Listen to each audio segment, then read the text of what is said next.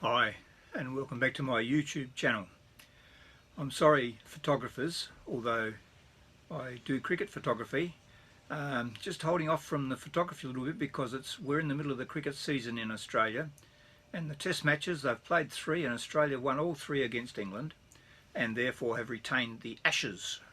The Ashes is a symbolic urn of English cricket when it died years ago when Australia first beat England in a test match, what they call a test match, which goes for 5 days if they go the whole distance. Anyway, the Ashes this season have already been won and or reclaimed back from the Poms, as we call the English people, and but they are playing a test match again tomorrow, and the big question is, how can England possibly get back and win this game? Can they win this game and the one after that? Because history, or well, the actual odds are pointing against them at the moment. If you read today's paper, it's all over the paper. I mean, Australia have got these riches of Adelaide Advertiser, these riches of fast bowlers and batsmen who are in form, and I'll just read up some of the headlines here. Aussie bowlers backyard bogey, so I don't know what that means. But Richardson and Boland showdown looms. Now these two guys, Jai Richardson and Mark, what's his name? Boland. I'm not going too well, am I? When I can't remember his name.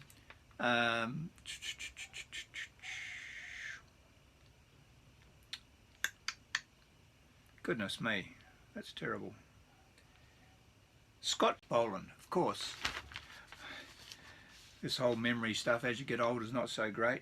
Anyway, I read in the internet that Scott Boland has actually got the nod over Jai Richardson because one of our other fast bowlers, Josh Hazlewood, has still been ruled unfit, and they're not bringing in one of the spin bowlers Australia they might have used because there's a forecast for rain.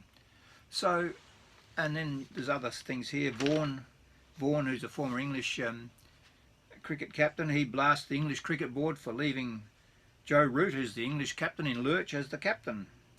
And so there's a whole lot of selections. Copper solid broadside, that's a play on words of Stuart Broad, who's the English fast bowler who's been left out a couple of times in this test match. But anyway, speculation is rife, and my question is, can the Poms bounce back? Can they win this game tomorrow that starts tomorrow, this test match? Well, most of the betting, and not although I'm a betting man, is that Australia will just whitewash this series and win 5-0. However, I was going through some of my archives, which I have a lot of, and here's the Adelaide Advertiser.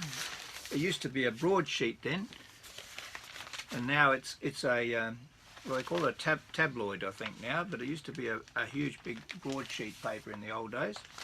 And when I'm talking about the old days, this is back in 1995. So this was the Advertiser from Tuesday, January the 31st, 1995. And the headline is, "The Lion Bites Back." And there's a series of photographs all over the front page showing each of the bowlers each of Australia's batsmen getting bowled out by the English cricketers. And they lost the match. I'll just read a little bit about it here. And this is sort of describing the current English team would be like this. Battered, injury-depleted England rose stirringly from Test cricket's graveyard at Adelaide Oval. This match was played at Adelaide Oval. They've already lost there. They came back from cricket's graveyard at Adelaide Oval yesterday to snatch an enthralling Test triumph over an embarrassed Australia. Scenes of unbridled joy and spontaneous celebration followed the Old Lions. They call England the Old Lion. The Old Lions' 106 runs miracle, which left England still with a chance of squaring the series, though the Ashes are already lost. Well, the Ashes are already lost here this time round as well. But Australia set 263 for victory off 67 overs, again suffered a dose of sweaty palms in a last day run chase to fold for 156. Phil de Freitas, who was an all-rounder, more a bowler than a batsman, had stunned the Australian bowlers with a blistering 83 before lunch, and the explosive pace of Devon Malcolm and reverse swing of Chris Lewis dumbfounded the batsmen. Australia, which lost 4 for 6 just after lunch, had can't read that there, had 1 foot in the coffin when it slumped to 8 for 83, first over after tea. Ian Healy, 51 not out, and Damien Fleming, 24, provided 112 minutes of square-jawed resistance. Australia, they were trying to hold out for a draw, of course. Where are we? Australia's last 2 wickets were LBW decisions that will be debated long into the night. I'll explain the rules in one of my later videos about what LBW means to those who don't know cricket.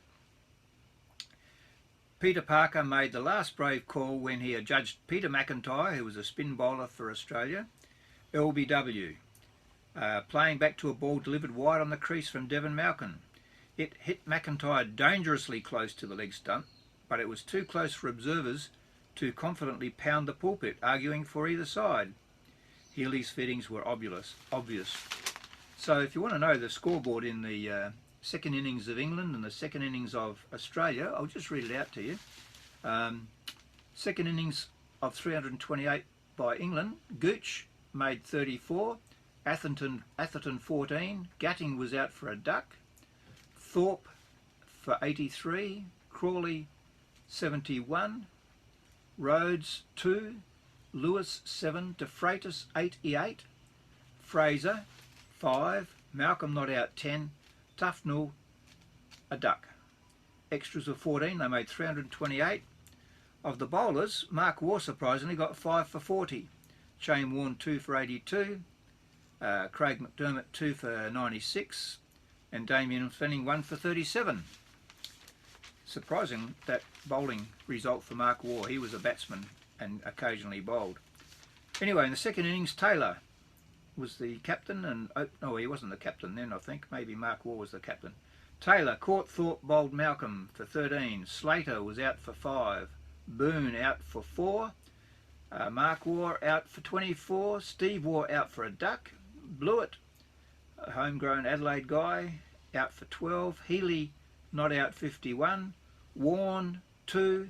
McDermott 24. His son's making a name for himself now in the Big Bash League in Australia. Fleming made 24, McIntyre for a duck, and extras were 21. Of the bowlers, Devon Malcolm got 4 for 39. Gus Fraser 1 for 37. Lewis, I'm not sure what his first name was, could have been Chris Lewis, but I don't think so, 4 for 24. And Phil Tufnell 1 for 17, the enigmatic spin bowler for England. So there you go. That's just a bit of hot news and a flashback from the papers, what the papers were saying back then in 1995. So can the Poms do it? Well, after you've seen this test match, or even before that, if you want to comment on that, if you're a cricket fan, let me know what you think. So once again, thanks for watching. Like if you like, subscribe if you wish, and there'll be more cricket things coming, but lots of other stuff. Oh, one thing, I am intending to do a series on cricketers who found faith, who are Christians, and there are quite a few of them actually. And the book I've just got in my library that I've started reading again now, for the first time really, is the book about Neil Hawke, Bowled Over. Neil Hawke had a very serious illness towards the end of his life, which eventually claimed his life, but he was a contemporary. He was playing cricket when I was playing cricket, and he was a star all-round Australian rules footballer and cricketer, played test cricket for Australia, but late in his life he did come to the Christian faith, mainly through his wife Beverly at the time, and Neil and his wife actually came to our church some years back when he was still alive and spoke, and it was very inspiring. But his story is amazing really. I've started to read this again and I'm really enjoying it because it's about people that I knew of or played with or against and all that sort of thing back in those days. So I should do a review on that, but when I come to doing a series on cricketers of faith, there's a few of them, even one in the current Australian team, I'll talk more about that. So thanks for watching again, and I'll see you next time. See you later.